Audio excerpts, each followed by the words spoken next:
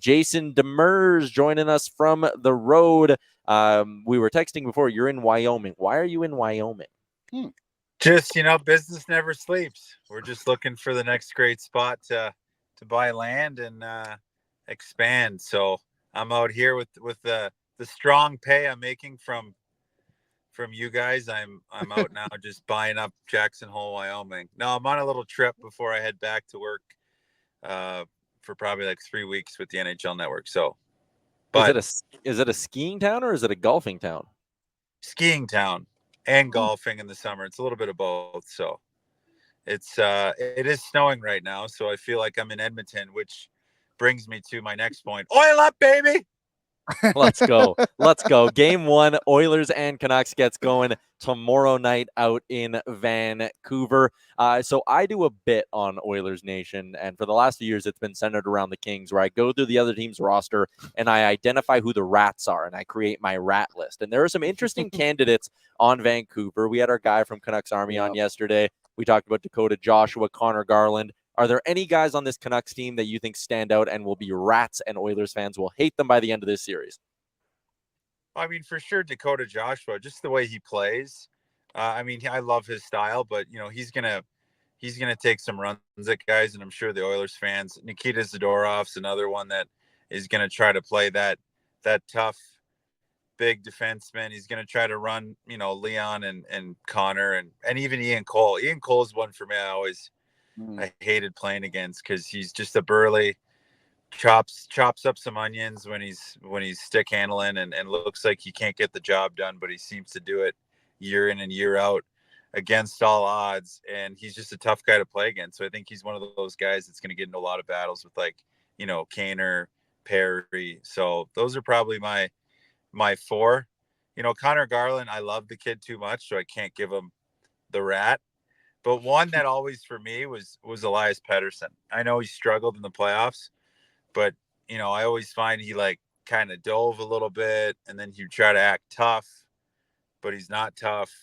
So you kind of have a little bit of pushback. But I don't think he'll be.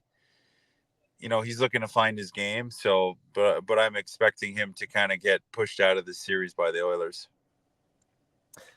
Yeah, I mean, he really, really struggled in round 1. I think if you were to ask Canucks fans a player they're really looking to bounce back in round 2, like Pettersson is without a doubt the guy. When you look at maybe we'll call it the key battlegrounds in this series, are there any areas that you're thinking the Oilers don't have the advantage when it comes to going up against the Canucks? Is there somewhere where the Canucks are better that should concern the Oilers?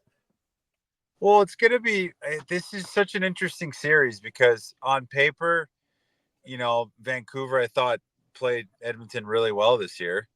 So it's like, do you think they're going to carry that into the playoffs? But I think the Oilers are just built overall as a better team. You could probably say the D-core's a little bit stronger on Vancouver potentially than Edmonton, but from what I've watched from Vancouver, I think Edmonton's got them beat in every category. It's going to be a special teams battle. I thought Vancouver's PK did the job when it needed to in the first round against Nashville. But again, I think if you take Edmonton versus Nashville, the difference in team, and they struggled with Nashville, Edmonton should be licking their chops right now, because if they play any kind of style that Nashville plays and they do it better, just that high flying offense, I think it's an easy series for them. It's going to be really their series to lose. And then the only other thing is you could say is probably goaltending, with Seelovs coming in and shooting the lights out. And then potentially if Demko comes back, how does Skinner hang in there? But I mean, all signs point after the first round that he's dialed in and he's taken a step forward, and that's what you want to see. So I really do. I tweeted about it last week. The path for Edmonton to the finals just makes me salivate. And I'm like, there is the path to the finals, and they just can't. They got to keep their eye on the ball. They got to mind their P's and Q's and make sure that their power play stays clicking, and they keep their PK, which has been red hot as well. Keep that, because Vancouver takes a lot of pride in that power play and making sure that that's their momentum getter. So they need to make sure they continue with their PK, how they're killing right now. there's a bit of conversation going on about how JT Miller might have the potential to shut down Connor McDavid in this series. I guess the better word would be contain. I don't think you can shut down McDavid. Is that something you'd be concerned about at all? I think he's going to play his game. JT Miller's another guy that can go into the rat category for sure. I love his game, the way he plays, and he's kind of the engine that drives that team. So I think again, I go back with Edmonton, like the depth is what's scary for other teams. Like if you're going to shut down Connor, which had happened in that game when they won 1-0, where Connor kind of got stymied and so did Leon. They played him physical, but look what happens. Their depth comes in and carries them along the way. So I'm just like, I just don't see enough holes that Vancouver could exploit.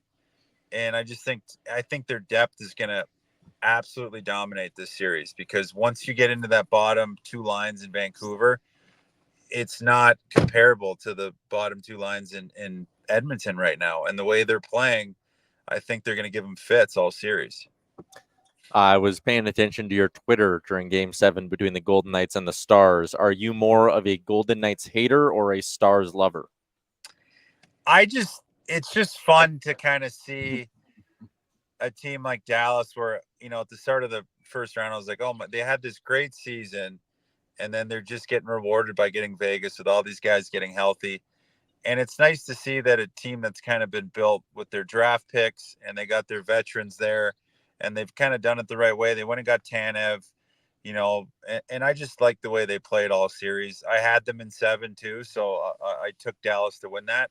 I think they're going to be a tough out, but it's just what a gauntlet they have to run through. But, I don't hate Vegas. There's a lot of guys on that team. I wanted Tomas Hertl to have a chance at winning a cup. But it's just kind of nice to treat them as like the villains and just kind of go at them because of what they've kind of done these past 2-3 years with.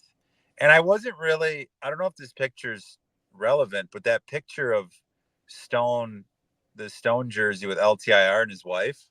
Oh, and then from that moment on, they lost the series. That was after they were up 2-0. I was kind of like, if that's true and that's his wife taking the picture, I'm like, oh, okay. Like I'm on Dallas all day, every day. And I want them to win that series. So I'm glad they won. And I'm glad it's kind of, I love the parity in the NHL and the fact that it's so incredibly difficult to repeat, let alone have long runs in the playoffs. It just makes that Tampa Bay Lightning run so incredible. There's the picture. Yeah.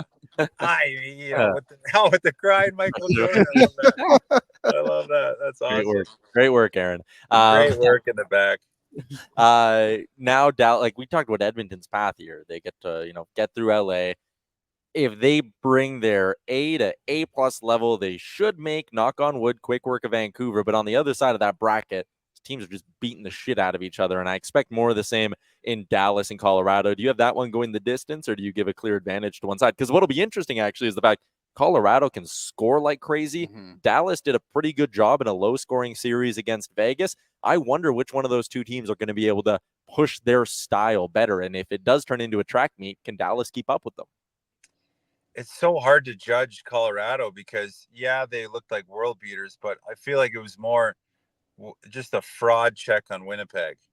Like from goaltending to top, like they looked horrible all series. Like they didn't look like they got their footing once. Now, is that a credit to Colorado?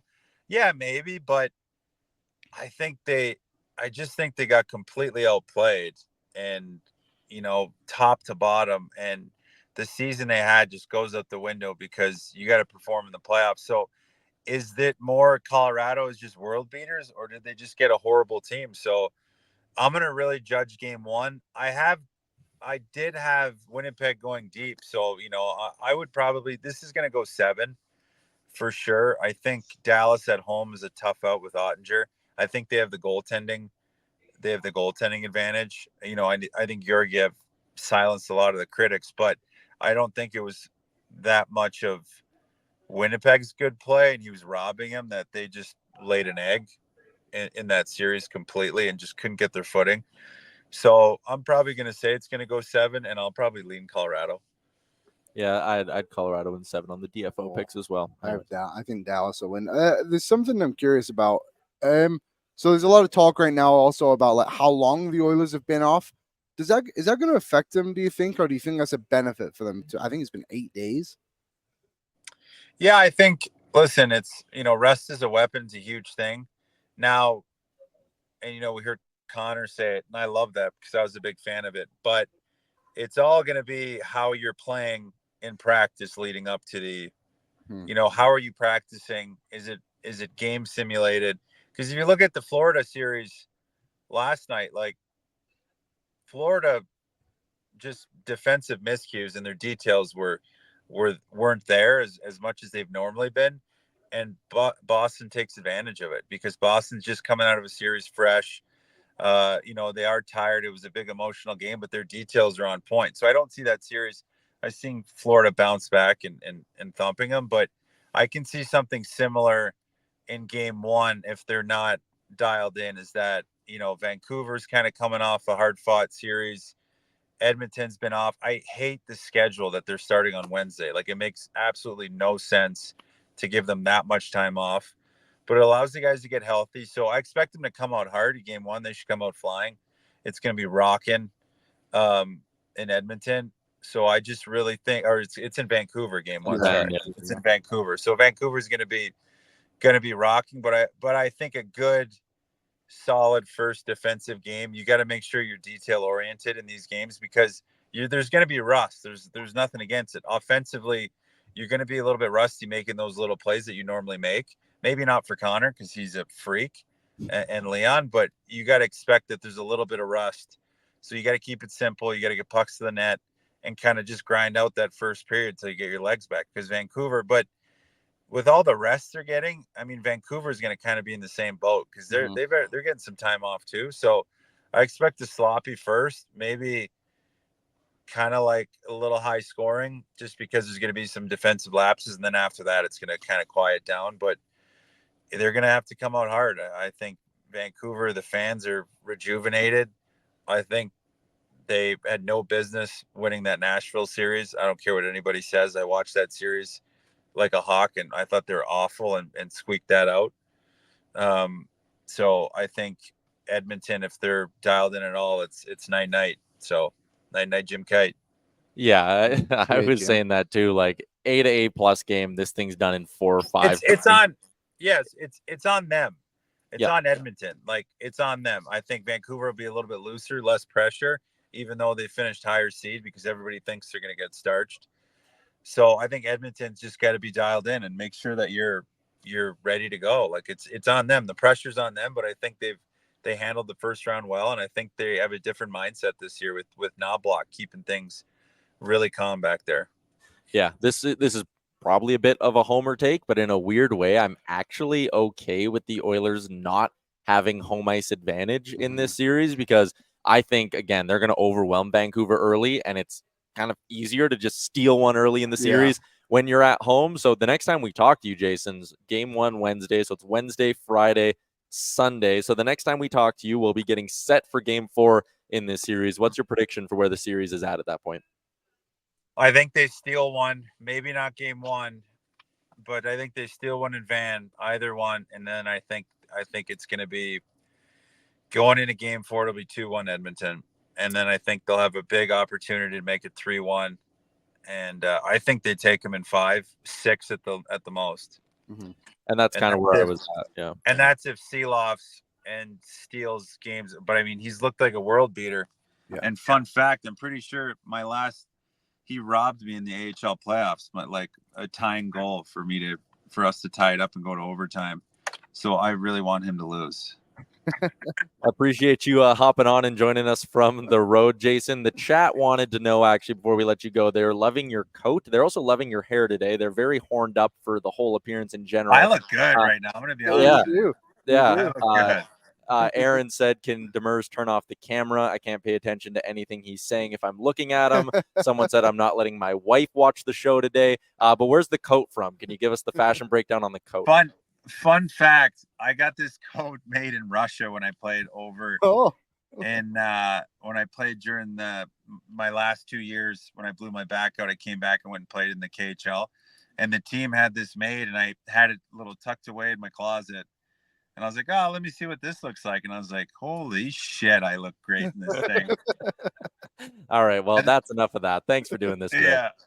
Keep your wives at home, boys. Keep your wives at home. There he goes. Dude, Jason Jason. Demers back into the wilderness in Wyoming on the Star Mechanical guest line. What's up, Nation citizens? If you like that video, then you need to be subscribed to the Oilers Nation YouTube. Podcasts, live shows, exclusive interviews, and analysis. Everything you need from your favorite voices at Oilers Nation. And you don't want to miss any of it, so hammer that subscribe button.